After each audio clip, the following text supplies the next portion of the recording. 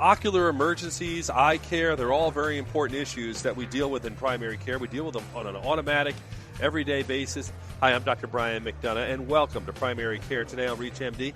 My guest today is Dr. Sumitra Khandelwal. She's Assistant Professor of Ophthalmology at the Cornea, Cataract, and Refractive Surgery Center at Baylor College of Medicine and the Cullen Eye Institute in Houston, Texas. First of all, welcome to the program. Well, great. Thanks for having me. As you can tell by the background noise, we're here at the G2P conference in Chicago, and people are on break, and you've just lectured, had an opportunity to talk to many of these people, if not all. Tell me a little bit about the areas you addressed and what you thought were most important points in your conversation. At Baylor, I actually do a lot of work with some of the family practice doctors and the residents and the med students, and one of the things they talk about in ophthalmology is they want to be able to understand some of the terminology, but also be able to examine the patient and do some quick differential diagnosis and management. So that's what we sort of focused on during this lecture.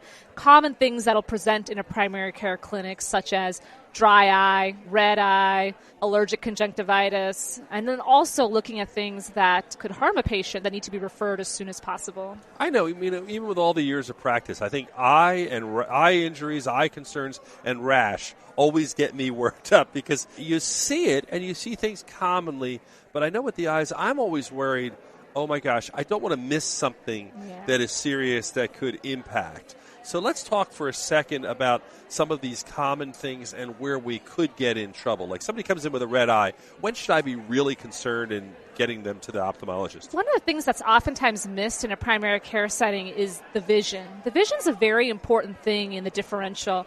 In eye care, it tends to be that bad things present with bad symptoms and signs. And that's one of the good things about our field is that we can actually figure things out by looking at the patient and talking to them and determine if it's an emergency or not. So the vision needs to be checked. And it's hard to do that, but I think now with the advent of iPads and cell phones, there's apps now to check the vision. You don't have to have a Snellen chart down the hall. You can actually just have somebody look at a near card or have them look at a phone that has that thing just to make sure that their vision is not poor in each eye. That can actually narrow your differential quite a bit because anybody who comes in with a red eye or eye issues that has decreased vision needs to be seen by an ophthalmologist to get a thorough exam. And then the other thing is that being able to just do a good pen light exam is very important. We have all these toys in our ophthalmology clinic, but when we get an inpatient consult or we have to go to the ER, oftentimes we do a quick pen light exam. And so you can see a lot on the eyelids, on the conjunctiva, make sure the cornea is clear. And I think that's the job that you have as a primary care doctor. After that, it's time to refer. It's funny you mentioned the pen light. I know we were med students. You always got the little pen light, and you always carried it around. And then as we get into our practices, many of us don't carry them like we used to. It's true. But, a couple of things that are actually easy is, your iPhone light works pretty great, too. You just turn that on, the little lamp, and just take a quick look. It has really good lighting for it. And you can actually check pupils very well with that. Dim the light and just use your iPhone. A lot of primary care doctors will have their otoscope or their ophthalmoscope. They may never use their ophthalmoscope, but it's actually a great pen light. So there's all kinds of little things that you can use at your disposal to do a good pen light exam. What are some of the things we should be looking for? So you get the patient comes in and you see they're either a little red or whatever, and I'm using my pen light. What am I looking for? Well, one thing you want to look at the, without the pen light, just look at the general area around their eyes. So you don't want to miss like a preorbital cellulitis or some sort of inflammation around the eye. Those patients generally have erythema around the eyelids. They may even have some swelling around there as well. It could be from a conjunctivitis, but it also could be a preorbital cellulitis. So you just want to rule that out and take a look at that as well. The other things you want to look for with the pen light is you want to look carefully at the eyelids. Make sure there's no big lesions that are there, big rashes that would be concerning for like a herpetic conjunctivitis or even some zoster without much of the skin findings. And then a good examination of the conjunctiva. So the conjunctiva, if it comes in with a red eye, for example, it could be dry eye, it could be allergies, but those things generally don't present with a lot of vision issues or with pain, actually no vision issues with that. So you're looking for chemosis of the conjunctiva. You're looking for, is it diffuse injection or is it something that's segmental, like that would be more concerning for inflammation. And then a quick look at the cornea to make sure there's no white on the cornea. The cornea should be clear, shouldn't have any white areas. And I think those are the basic things to look for with that. I mean, when you talk about episcleritis, scleritis, uveitis, all these other things, angle closure, there's not much you can do to examine the patient at that point in time. And if you've got this gut feeling that you're not sure, I don't think any eye doctor would get upset if you sent them to their clinic. No, I think you're right, and I think that's an important point. If your gut feeling is you're not sure, I know my experience, there's usually something going on because you get that sense. Absolutely.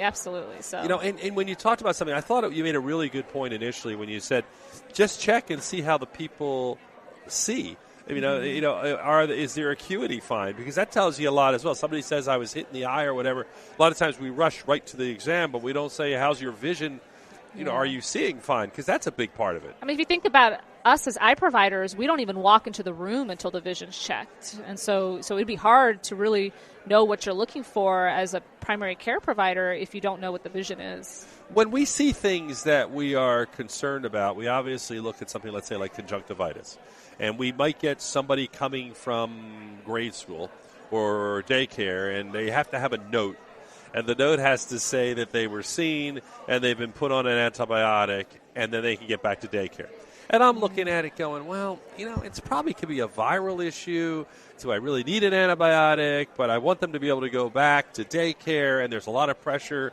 And I know we shouldn't always yield to those pressures, but a lot of us are in that situation where you're like, well, here's your percentages. What do you advise people on that? There definitely is a lack of education in the school system and in the daycare systems about what's contagious and what's not. And I know some of these places want an antibiotic.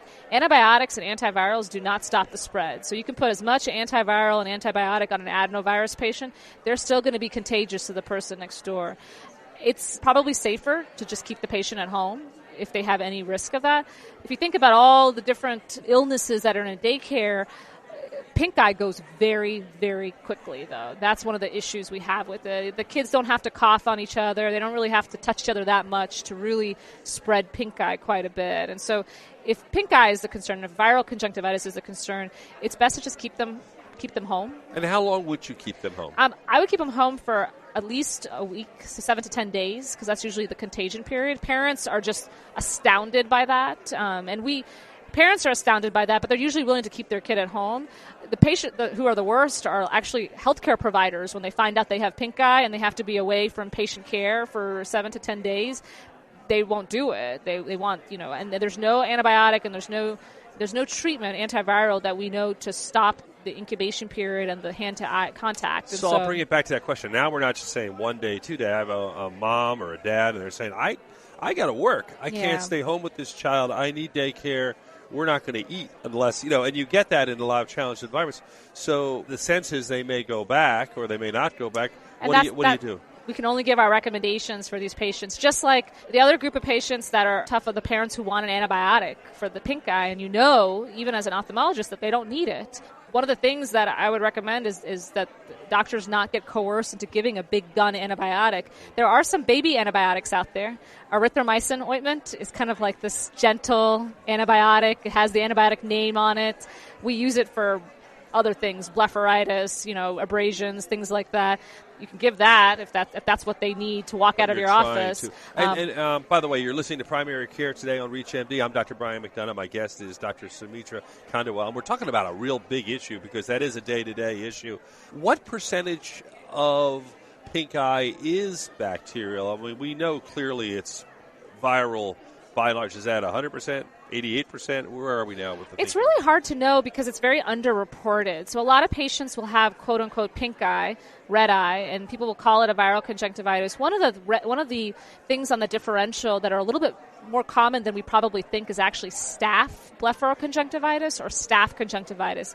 This is just staph that's on our hands, that's on our eyelids, but people will get an overgrowth of that, and they'll present with very similar to pink eye. They won't have the viral symptoms. They won't have necessarily the runny nose. They will not have the preauricular node or anything like that. But people will just call it pink eye and call it a day, and they don't really think about staph as being an option. Those patients actually do really well with the erythromycin ointment because it kind of gets rid of that and helps them. And so it's hard to really do a percentage because there's so much in the category of pink eye that is not diagnosed correctly or underdiagnosed or even overdiagnosed. So when you have pink eye, we've kind of dealt with that group, and I agree. We've had physicians who are like, wait a minute, I want to see my patients. What am I going to do? I'll wash my teeth. But it is extremely contagious. Gloves probably help for these patients. I mean, gloves and then really, really, and you can't just take a little alcohol swab and just clean, the areas that are there. You really need to clean down the rooms. But if they're wearing gloves and they're being very careful, I mean, hopefully they won't contaminate anybody else, and that's all we can hope for. We can only give our recommendations, though. I mean, obviously, though, I understand if it was me, 10 days is a long time to be away. But like I was telling others, we make our residents stay out of patient contact. And if we're making the residents not see patients, you can tell that we take it seriously. What about allergic conjunctivitis, those issues? Yeah. I guess you're seeing it more bilaterally in those cases? Those are almost always bilateral, and they almost always have some sort of complaints or systemic consistency with that. I get seasonal allergies. I've taken medicine before. It hasn't really helped. My eyes are itchy. It's very common. So my eyes are itchy as opposed to I feel foreign body sensation. I feel burning. My eyes are tired at the end of the day. This is more, my eyes are itching, I want to rub them. These artificial tears people are telling me about, they don't really work that much. They're red. What can you do for me? And that's why I think, some of these over-the-counter medicines they're very cheap. Ketotofen's been around for a long time. Very low, there's no side effects really with it. It burns a little bit when you first start using it. Very easy for a primary care provider to recommend that they try some of that. And then the patients will sort of self-treat themselves whenever it's seasonal allergy time. They'll go get some Ketotofen, whether it's Zatador, Aloe, or some other generic brand, and then they'll try it themselves. I think those are very good. There's only about 3 minutes left in the program. Mm-hmm. I'm with Dr. Sumitra Khandelwal, and we're talking about eye issues. And to try and tell you, let's talk about dry eye. We have 3 minutes. It's almost ridiculous. But tell me a little bit about the current thinking on dry eye and what the pathophysiology is behind it, at least from your standpoint. Well, and really simply, dry eye can be either aqueous deficiency or evaporative dry eye. So in the former, the patients don't produce tears. And in the latter, they produce tears, but they're not very good quality. So that's actually more common to produce enough tears that are not good quality. And with the patients who don't have enough tear production, we always think about Sjogren's. And there's a couple of other conditions that can cause tears not to be as good. And those artificial tears help, but oftentimes they need something more than that. So they'll find their way to see one of us as a cornea specialist. The evaporative dry eye, is not usually as vision threatening, but it can be if it's got some condition like ocular rosacea, for example. But it's much more common. And the symptoms patients will say is, when I'm reading, when I'm using the computer, my eyes dry out, my eyes feel achy, my eyes feel fatigued. Lubricating eye drops help with them. Different easy homeopathic treatments such as warm compresses can help massaging the eyelids. After that, they certainly can think about things like fish oils and omega-3s, and then they may need something more from a provider.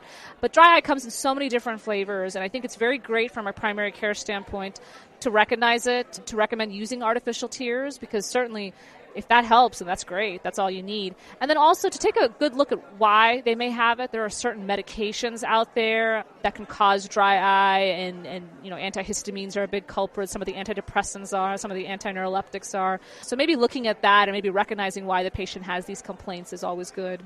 One of the best parts of doing this show is I can get curbside consults. I'll be seeing patients. I had a patient come in this past week who complained have always had dry eyes and have used one of the products, the cyclosporin products, doing okay. But waking up now with one eye periodically that feels scratched or red, and it's happening more than once a week. It's happening more often. What do you suggest for that kind of patient? Well, without seeing them, if they're having asymmetric dry eye, one of the common things people will do is people don't always close their eyes when they're sleeping, so they'll dry out at nighttime, and in the morning they'll wake up and their eye will be red, dry. They may even have a little mini abrasion. One thing I ask them is how they're sleeping. They may be sleeping on a certain size, using a humidifier at nighttime, not using the fans. And then also, people are not great about using the artificial tears at nighttime before they go to bed. They think to themselves, well, I'm going to close my eyes. I'm not doing any more work. But really, if your eyes have dried out throughout the day from using the computer, reading, all those things, your eyes probably need the artificial tears more than anything else at nighttime. So putting in a good artificial tear, maybe even a thicker thing like a gel or an ointment at nighttime may help his symptoms the next day. Outside of that, there's all kinds of other things that could be going on that we may want to take a look at him for. Well, Dr. Sumitra Khandelwal, I want to thank you for joining us on Thanks Primary Care today. It was a lot of fun. We talked about a lot in a short period of time, but I appreciate it, and it was great having you with us. And again, I know the group here in Chicago at the G2P session really enjoyed having you, so thanks. Great, excellent. Great to be here. Thank you. I'm Dr. Brian McDonough. Until next time on Primary Care Today, I hope you're doing well, stay healthy, and we'll talk.